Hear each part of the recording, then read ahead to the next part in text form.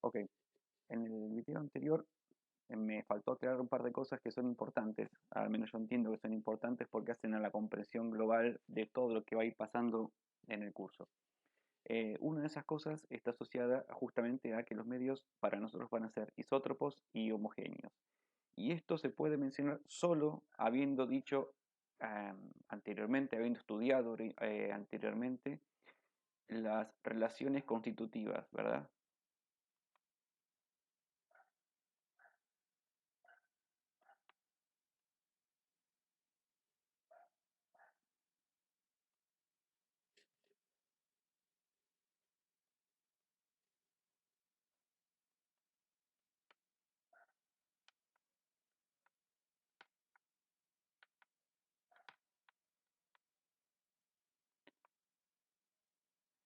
Las relaciones constitutivas habíamos dicho que eran para el campo eléctrico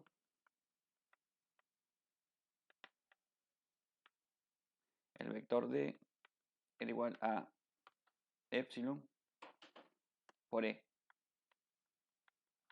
Y para el campo magnético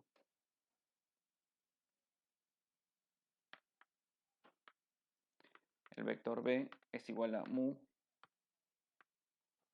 por E, perdón, por H. Entonces, originalmente, en forma general,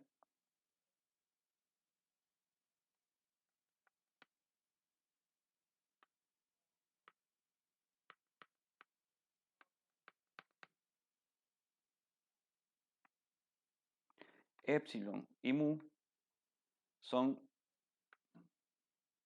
tensores.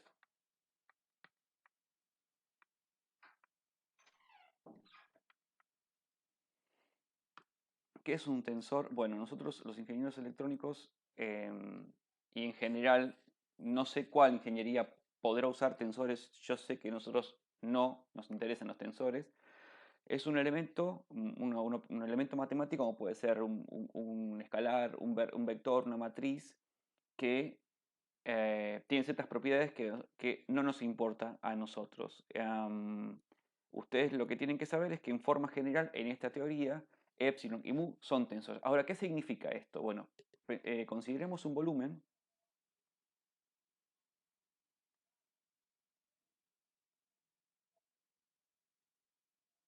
Me encantaría que se arme el cuadrado perfecto, pero no está así. Ah, ya sé por qué no lo hace.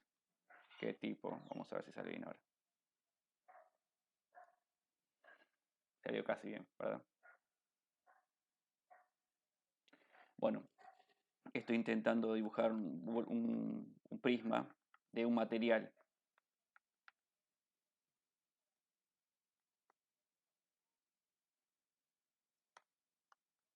X. Entonces, obsérvese entonces la relación, vamos a hacer la relación verde, que es el campo eléctrico, podríamos considerar la relación roja del campo magnético, pero vamos a pararnos en la verde entonces. Permítame cambiar los colores para que entiendan los vectores y no va a haber cierta confusión. El vector D es igual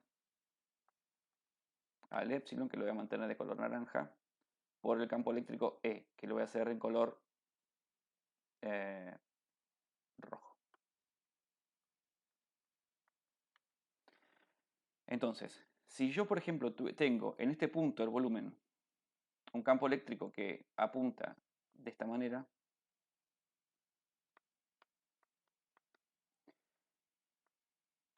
si el epsilon es un tensor, si ocurre esto, que el epsilon es un tensor, a ver, no sé por qué no escribe un segundo, porque todo lleva su tiempo acá, mi computadora no es tampoco la mejor.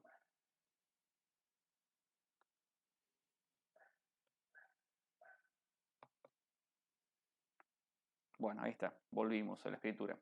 Si ocurre concretamente esto, que el epsilon es un tensor, entonces puede pasar que, a pesar de que lucen, que es como si fueran codireccionales, el vector D y el vector E, podría pasar que perdón, yo tenía que usar el color celeste, que en ese punto el vector D en realidad apuntase en otra dirección. ¿Ok? Si acaso fueran tensores. No significa que por ser tensor el epsilon sí o sí tiene que apuntar en diferentes sentidos, pero puede pasar que si el epsilon es un tensor, en algún punto de este volumen de un material X, el campo eléctrico, el campo y el vector D, desplazamiento eléctrico, apuntasen en diferentes direcciones. Ahora, si ocurre que no es un tensor, sino que es, como nos va a pasar a nosotros, que es un escalar, si es un escalar, volvemos a perder el lápiz.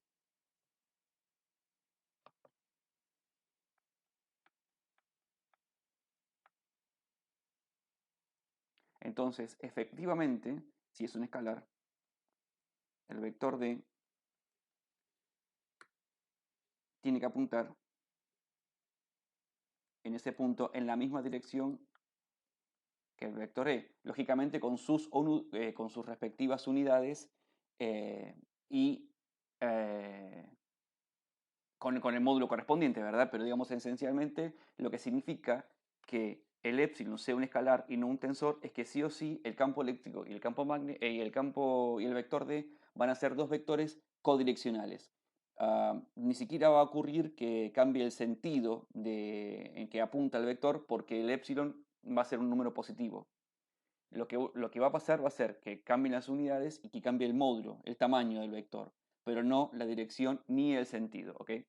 Eso es lo que significa entonces, permítame explicar ahora con más precisión, que sea isótropo el material.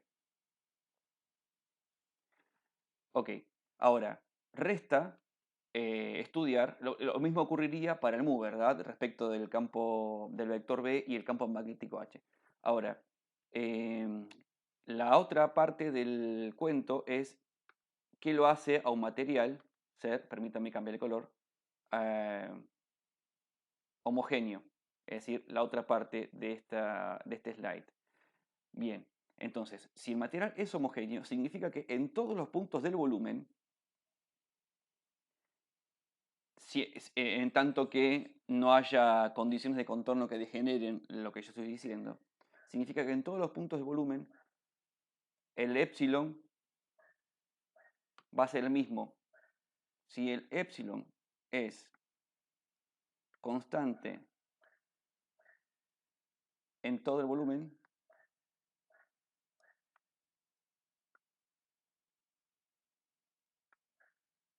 entonces el material es homogéneo.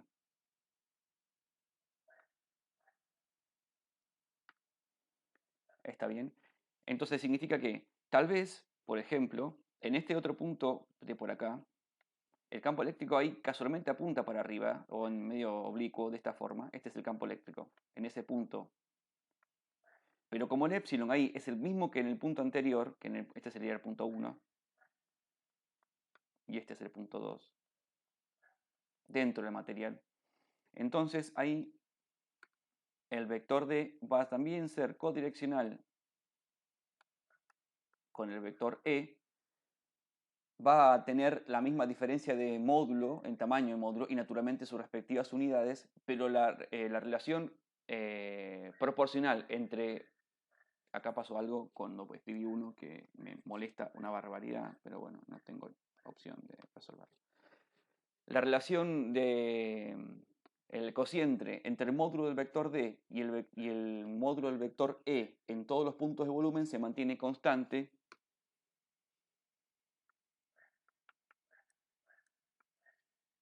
y vale epsilon. ¿Entienden lo que quiero decir?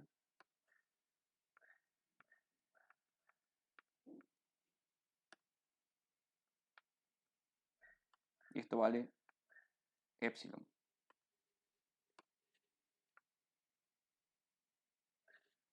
Eso significa que el material sea homogéneo.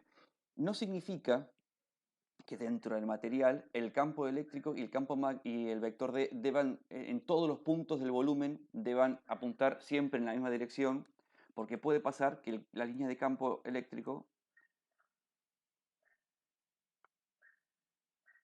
cambien. por ende también las líneas del vector D. ¿Está bien? Que sea homogéneo significa que la relación entre D y E en todos los puntos del volumen es la misma. ¿Está bien? Insisto, que sea isótropo significa que D y E son sí o sí colineales y mantienen la misma dirección, el mismo sentido, su vector. Y luego que sea homogéneo significa que esa relación de proporcionalidad entre D y E se mantiene constante en todos los puntos del volumen.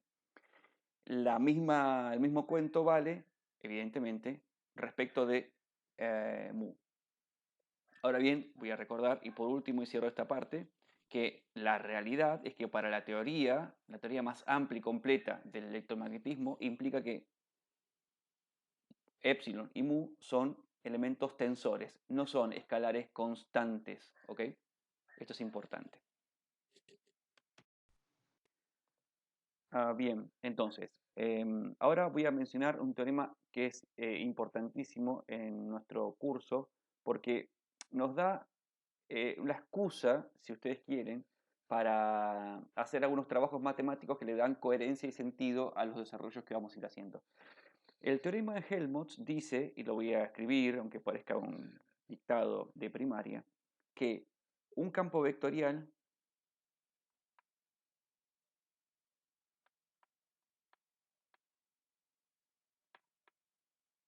está bien definido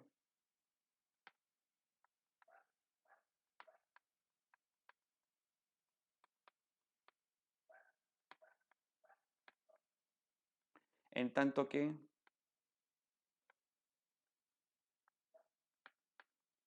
de este se conozcan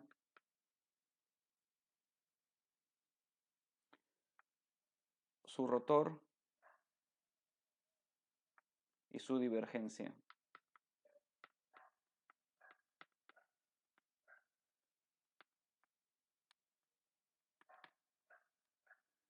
¿Está bien? Rotor y divergencia. Esto tiene que haber sido una A y quedó como una O, divergencia, ¿verdad? Una porquería. Bueno, por un instante volvamos a las ecuaciones de Maxwell tal y como fueron escritas oportunamente. Entonces tenemos la 1, voy a escribirlo un poco más corrida para que me rinda más lo que yo llamo la pizarra. La 1, que dice que la divergencia de D es igual a ρ. La 2, esto se vuelve a tarar y a mí me vuelve loco. Bueno, esperen un segundo.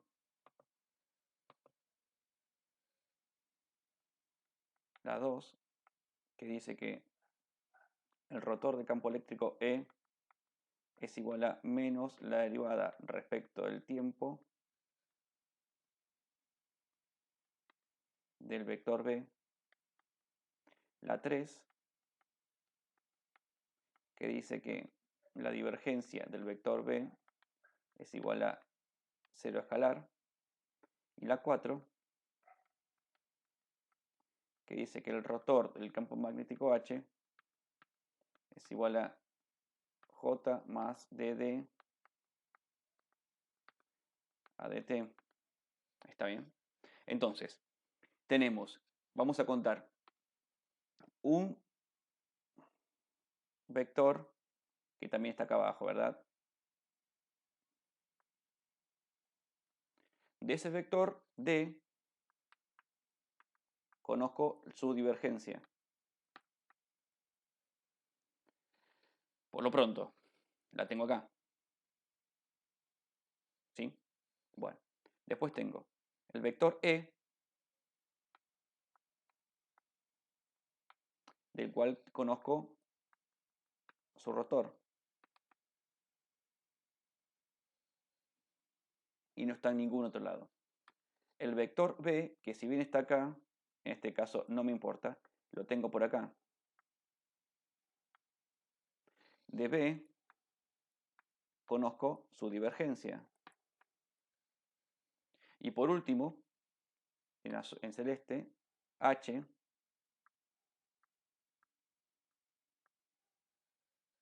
del cual conozco, y no está en ningún otro lado, del cual conozco su rotor. Y esta J por ahí perdido que no me importa en este momento. Entonces digo, che, estupendo. ¿Y el rotor de D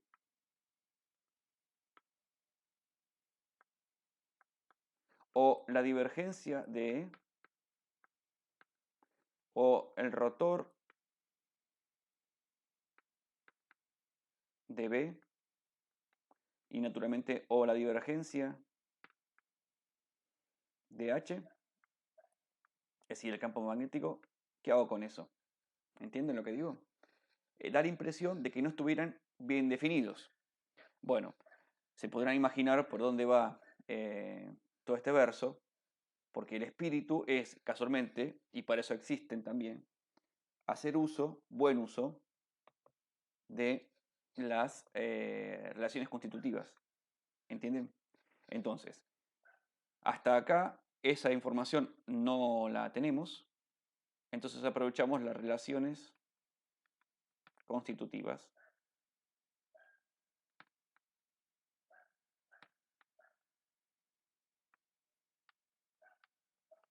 en donde D se puede convertir en el campo eléctrico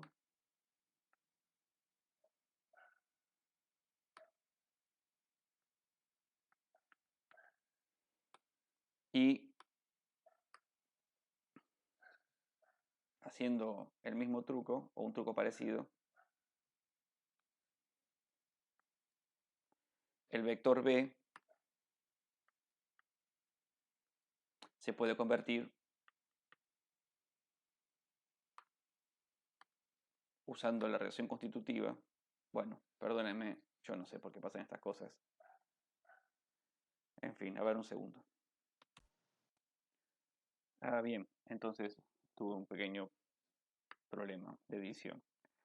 Y sigo con las relaciones constitutivas entonces para cerrar este tema.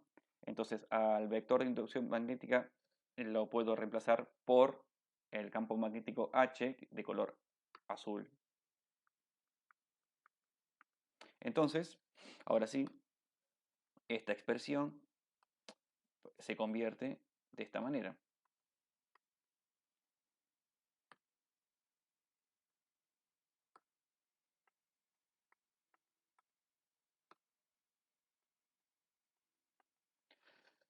El epsilon, como es una constante, no es derivable, de modo que puede salir de la divergencia.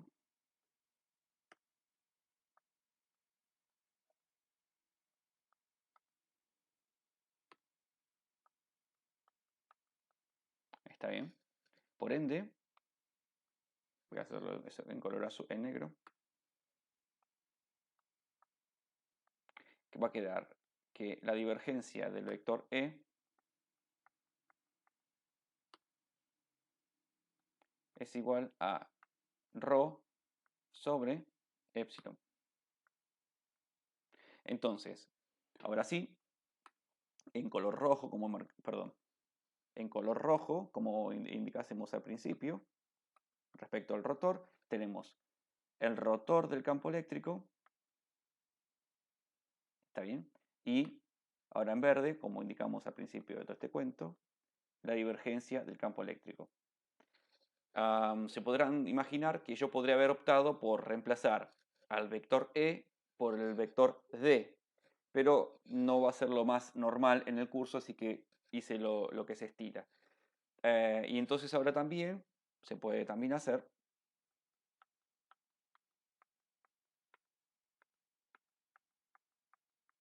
lo hago parecido para los vectores asociados al campo magnético, es decir, esta expresión se puede reemplazar por la divergencia de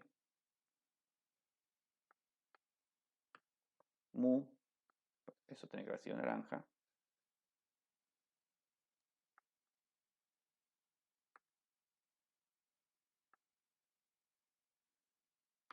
mu por h en azul.